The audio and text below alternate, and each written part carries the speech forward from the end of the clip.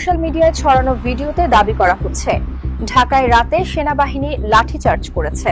Fact চেকে জানা যায় এটি সম্পূর্ণ মিথ্যা। ভিডিওটি আসলে গত 2023 সালের জুনে তোলা, যখন মোটরসাইকেলের উচ্চ শব্দে বিরক্ত হয়ে সেনারা কিছু যুবককে শাসন করে। বর্তমান পরিস্থিতির সঙ্গে এর কোনো সম্পর্ক নেই। বিভ্রান্তি ছড়াতে পুরনো ভিডিও ব্যবহার করা হচ্ছে। বিস্তারিত জানুন আমাদের প্রতিবেদক রাফিদ হাসানের রিপোর্টে।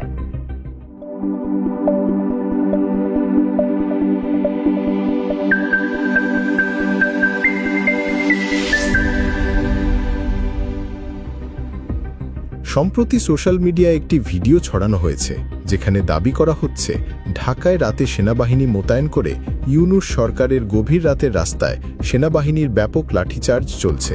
কিন্তু ফ্যাক্ট চেক অনুসন্ধানে জানা যায় এই দাবি সম্পূর্ণ মিথ্যা।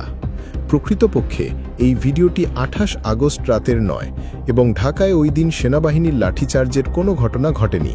ভিডিওটি অন্তত গত জুন মাস থেকে ইন্টারনেটে রয়েছে, যেখানে কিছু লোককে উচ্চ শব্দে বাইক চালানোর জন্য সেনাবাহিনীর মারধরের দৃশ্য দেখা যায়।